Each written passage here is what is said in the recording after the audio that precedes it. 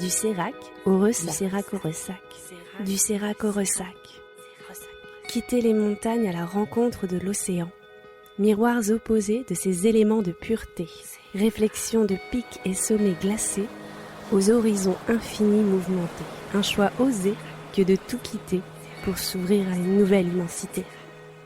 Un conte de fées salé, de la raclette aux saveurs d'espelette, ou glisser d'une pente de neige fraîche et surfer les embruns dorés.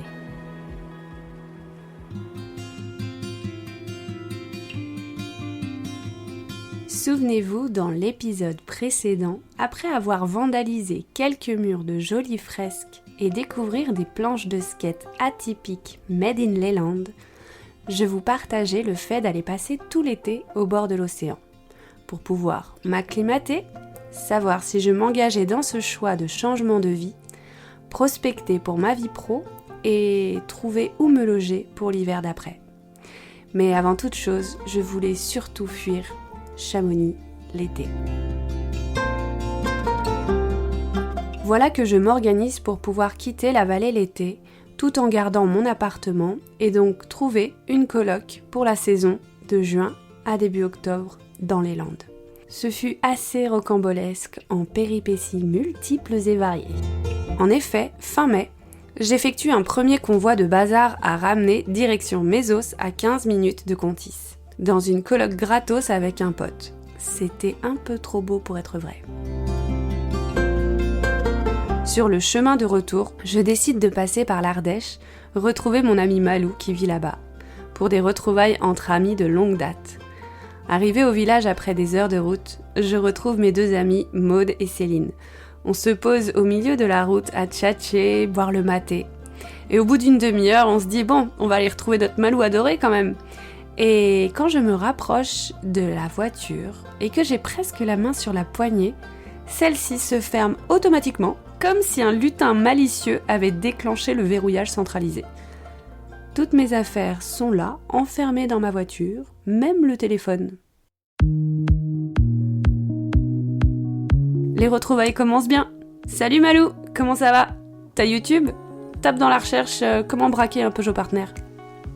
Et nous voilà avec Céline à tester tous les moyens de braquer ma propre caisse. De la balle de tennis au cintre et la ficelle, et au bout d'une bonne heure, eh bien on a réussi. Quelle arrivée légendaire.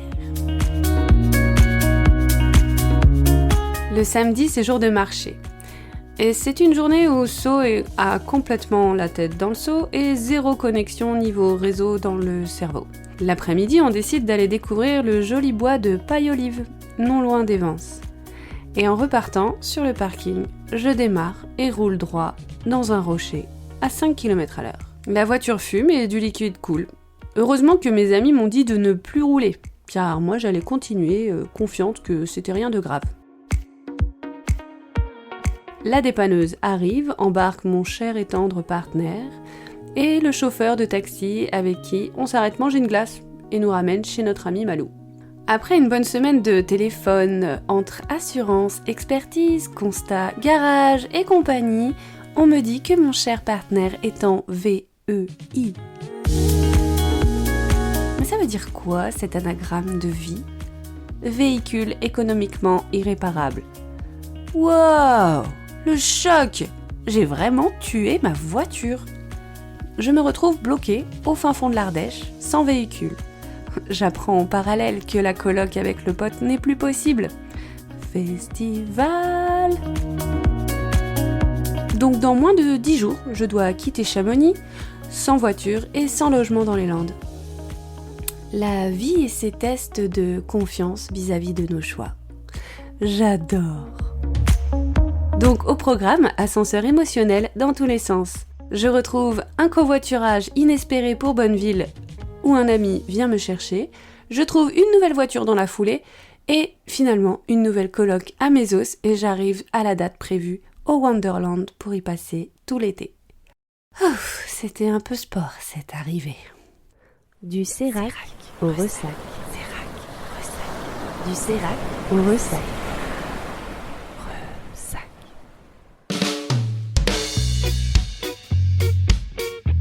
L'été est là et un shaper me contacte pour customiser une planche de surf. C'est Alban qui a reconnu le style mouvementé et coloré de mes graphes entre les fresques d'Imswan au Maroc et celles de Contis. Il m'a trouvé sur Insta pour me demander de réaliser le design d'une planche qu'il réalise pour un ami client. Donc ma première commande dans les Landes est sur le thème du Wild and Sexy. Je rencontre alors les personnages concernés. Tout d'abord Alban, le gars juste super cool, sympa, ouvert d'esprit, curieux et cultivé, avec qui tu peux parler de tout. Il shape des planches avec sa marque Listen et travaille avec Olivier dit Zitoun qui a créé la marque Plank Surfboard. Zitoun c'est le Jedi et il a formé Alban, le Padawan, qui est devenu depuis lui aussi Jedi. Aujourd'hui, ils travaillent ensemble dans leur atelier où tu prends des shoots à l'époxy et tu sniffes de la bonne poudre de ponçage. Ces artisans de la glisse qui créent de leurs mains des planches uniques et sur mesure me fascinent. Ils arrivent à sculpter une forme spécifique pour réaliser des instruments adaptés aux vagues, à différentes conditions, à différents styles de glisse, manœuvres, techniques et sensations. Chaque planche est unique. C'est une œuvre d'art à elle seule, et en plus, c'est pour aller glisser sur l'eau avec. Ce sont de véritables artistes. Je vous laisse aller découvrir leur travail sur la toile. Les liens sont dans la description de cet épisode. Donc Alban me fait rencontrer ensuite son ami, commanditaire, pour qu'on discute ensemble du design souhaité. C'est un gars hyper gentil, avec des cheveux qui bouclent au vent et des yeux couleur lagon. Il a l'air plutôt calme et réservé, mais il cache bien son côté rock'n'roll néo-punk derrière ses airs de gentil garçon. Et donc cette planche, il la voit avec des griffures qui déchirent la structure pour faire apparaître une fourrure léopard rose funky. Improbable histoire. Et en discutant avec lui de ce qu'il fait dans la vie, eh bien je vous laisse le découvrir, car son lifestyle gravite entre le sérac et le ressac. Pourrais-tu te présenter et nous raconter un peu ton parcours de vie entre la montagne et l'océan ? Qu'est-ce que tu fais de beau dans la vie entre ces deux éléments ? Je m'appelle Benjamin, je parcours les montagnes et l'océan depuis maintenant une quinzaine d'années. Qu'est-ce que je fais ? En fait, c'est l'amour de la glisse qui m'a guidé en fait. Je suis snowboarder et skater à la base puisque je vis à la montagne. Toujours attiré par aussi la glisse sur l'eau et le surf. J'ai un jour décidé de traverser la France pour aller surfer. Évidemment, comme je m'y attendais, j'ai kiffé et du coup, derrière, j'ai aménagé ma vie pour pouvoir continuer à faire les deux, la neige et les vagues. T'as un parcours et même une discipline un peu atypique quand même entre l'été et l'hiver. Tu pratiques pas le même travail et dans le cadre de la vie saisonnière, c'est pas non plus le genre de boulot assez traditionnel qu'on retrouve en saison. Alors qu'est-ce que tu fais de beau comme job ? Donc moi j'ai fait des études et du coup je suis devenu ostéopathe. Et donc comme je le disais, j'ai souhaité finalement pratiquer l'ostéopathie, faire suivre mon mode de vie, à savoir la montagne et les vagues, et d'adapter mon travail d'ostéopathe avec cela. En prime, je fais aussi, je donne des cours de snowboard et je suis entraîneur dans un club de snowboard l'hiver, un autre métier qui me passionne. Donc voilà, d'un côté j'ai développé une entreprise pour pouvoir pratiquer l'ostéopathie en saison, donc du côté été, du côté des Landes. Et je travaille en tant qu'ostéopathe dans des centres de vacances et je me suis aussi entouré de tout un tas de professionnels qui font du massage, des cours de yoga, de la naturopathie, tout un tas de disciplines dans le bien-être que j'ai regroupé dans ma petite entreprise toute jeune, toute récemment créée, qui s'appelle Osmose. Et par rapport à cette entreprise, il y a aussi une notion de lifestyle que tu aimes cultiver, un mode de vie que toi, tu as envie de transmettre et partager.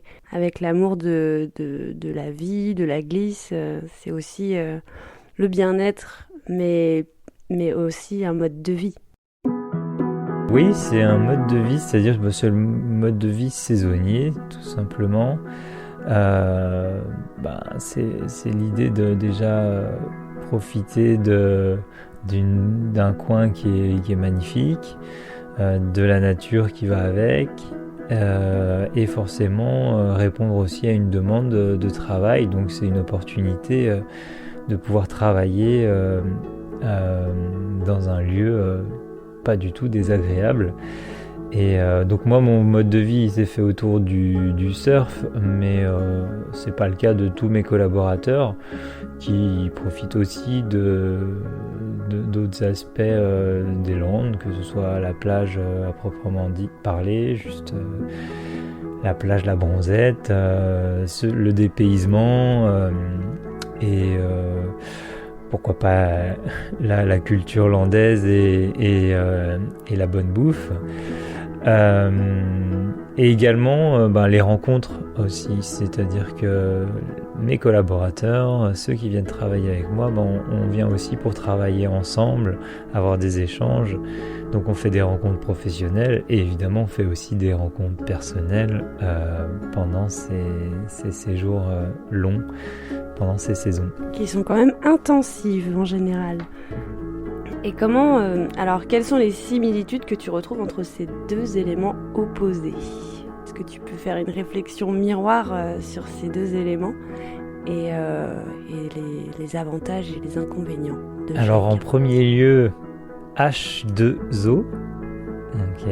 Donc, que ce soit solide ou liquide, c'est l'eau en fait qui fait tout le travail. Et on en revient du coup l'eau et la glisse avec.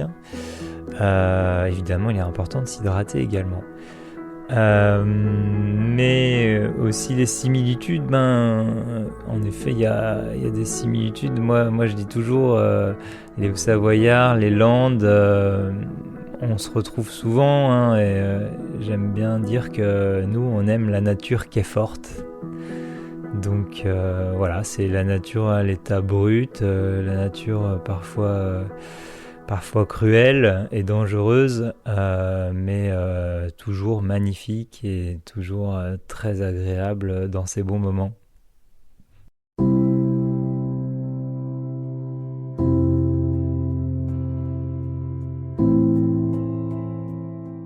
S'il y avait des inconvénients, forcément les inconvénients c'est quand même pas tout près tout ça, donc pour avoir des racines, même si j'en ai plutôt du côté montagne, c'est pas toujours facile d'en avoir des deux côtés, mais on trouve une certaine stabilité au fur et à mesure des années.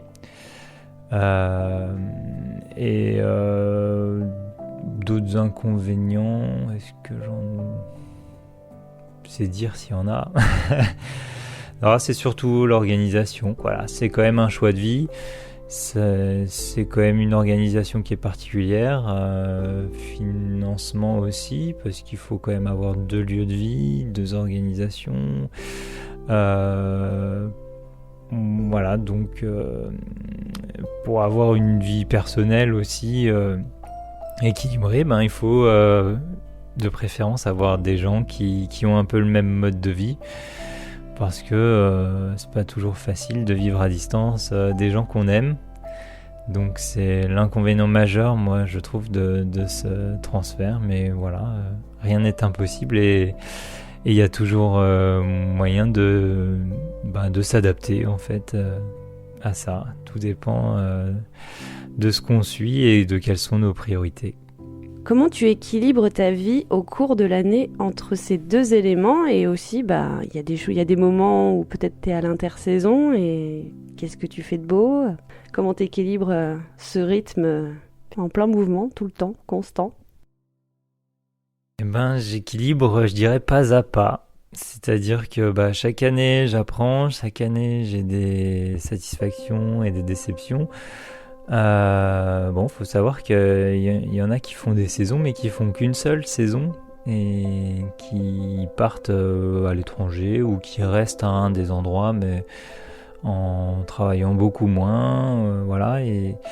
Et moi, j'ai 2 saisons quand même particulièrement intenses qui, en plus, les coquines ont tendance à s'imbriquer de plus en plus avec ces projets d'entreprise, avec la fin de l'hiver vient souvent avec le début de l'été, avec les vacances de Pâques. Ces 2 saisons s'imbriquent un petit peu. Donc là, je travaille à répondre à cette problématique, sachant que si je suis particulièrement OK à faire ces 2 saisons bien intenses, petit à petit, je travaille à quand même l'intersaison, et l'intérêt de l'intersaison doit quand même me permettre d'avoir des vacances, par exemple. Et donc, tout le travail actuel, c'est justement de respecter cet espace pour avoir des vacances, chose que je n'ai pas toujours réussi à faire. Et d'ailleurs, je me pose la question parce que tu dis que ça fait 15 ans que tu as ce mode de vie et que tu gravites entre ces mêmes spots où tu en as fait plusieurs différents, mais si c'est sur le même, quelle évolution tu as vue sur ces 2... Toi, tu es plutôt basé sur la Clusaz dans les Aravis et l'été donc vers Contis. Et du coup, en 15 ans de vie saisonnière, quelle évolution tu as pu observer ?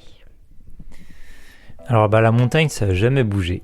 J'ai toujours été dans mon fief à la Clusaz, donc ça n'a jamais bougé. Et par contre, côté ouest, l'expérience a commencé sur l'île d'Oléron, donc il y a à peu près 15 ans.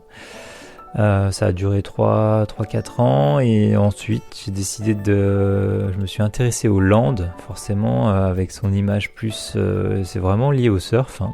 Les Landes et le surf, c'est une marque de surf, les Landes presque. Et donc je me suis intéressé là-bas, et puis après, assez aléatoirement, en trouvant un job notamment, je me suis retrouvé à Contis. Et finalement, ça fait 10 ans que j'ai pas quitté Contis. Donc voilà, c'est parti un peu plus au nord et c'est descendu doucement au sud, mais ça n'a pas beaucoup bougé. Et c'est lié parce que j'ai finalement développé des projets dans ce nouveau lieu. C'est pas le cas de tout le monde, hein. Je sais qu'il y a beaucoup de saisonniers qui changent de station, qui changent de station d'hiver, qui changent de station balnéaire aussi. Donc moi, c'est vraiment parce que je me suis ancré quand même dans 2 lieux. Et sinon, aurais-tu un dernier message à passer pour les saisonniers ou les gens qui aimeraient vivre ce rythme de vie entre ces 2 éléments ? Et surtout, suivez, soyez en cohérence avec vous-même. N'oubliez pas pourquoi vous faites ça. C'est pas toujours facile, mais comme dans tout projet de vie d'ailleurs, hein, il faut toujours un peu se rappeler pourquoi on fait les choses. Parce que ça nous aide à affronter les difficultés, et voilà, le jour où vous vous rendez compte que vous avez perdu le fil et que vous n'êtes plus en adéquation avec vous-même, c'est là que les remises en question sont importantes, voire nécessaires. Et malgré cette vie que j'aime beaucoup, il y en a régulièrement. Tout le temps, ça, c'est inévitable. Comme la météo, un jour il fait beau, un jour il pleut. Merci Benjamin pour ton témoignage. Avec plaisir, et à bientôt sur le snow. Du Sérac au Ressac. Du Sérac au Ressac.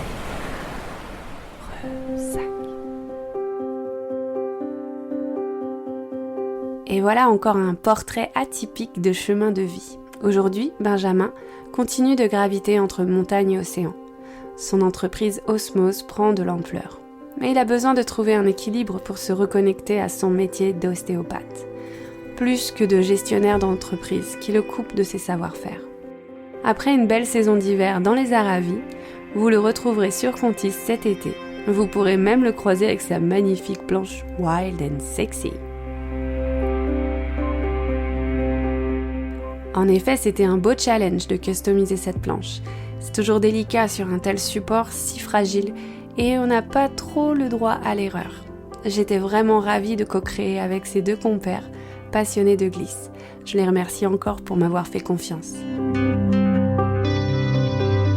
J'ai passé un bel été aux côtés de l'océan. J'ai pu aller à l'eau souvent et découvrir ce que c'est d'y vivre. Quand je demandais autour de moi si les gens avaient un plan pour un logement à l'année, tout le monde me répondait que j'allais galérer. Et je leur disais que si la vie veut de moi ici, je trouverai mon paradis. Et la veille de mon départ pour Chamonix, je reçois une réponse positive suite à la visite d'un petit chalet de l'océan où je pourrais emménager en début d'année. Encore un coup de la magie de la vie. Merci.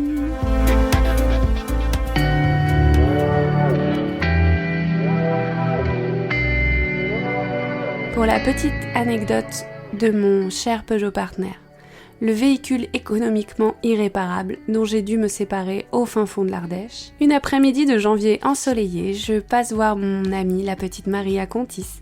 Je suis garée devant chez elle, il n'y a personne dans le village, donc des places libres de partout. Je reçois un appel. « Allô, bonjour, c'est sweetso.com ?» Moi, toute contente, me disant que c'est pour du travail. « Oui, c'est bien moi. » « Oui, alors votre voiture, là, elle est vraiment mal garée. Hein. Va falloir faire quelque chose, car elle bloque toute l'allée. » « Pardon ?» Je regarde ma voiture seule sur une place proprement alignée. Je lui demande « Mais monsieur, vous m'appelez d'où ?»« D'Avignon, madame. » Alors attendez, ça veut dire que devant vous, là, vous avez une Peugeot Partner grise, claire, Quicksilver, avec marqué sweetso.com dessus ? Ouais, c'est bien ça. Mais monsieur, cette voiture, elle est morte. Elle est partie à la casse en juin dernier. Elle devrait plus rouler. Eh oui, car ma voiture, elle est estampillée avec ma communication dessus sur mon activité.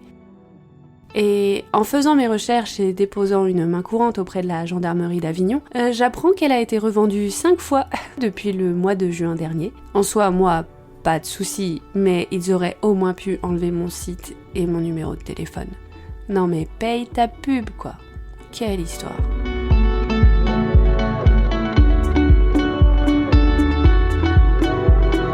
Dans le prochain épisode, on ira à la rencontre d'une fondue de ski qui a été piquée par le virus du surf et qui a mis tout en œuvre pour sa passion de l'image et du voyage.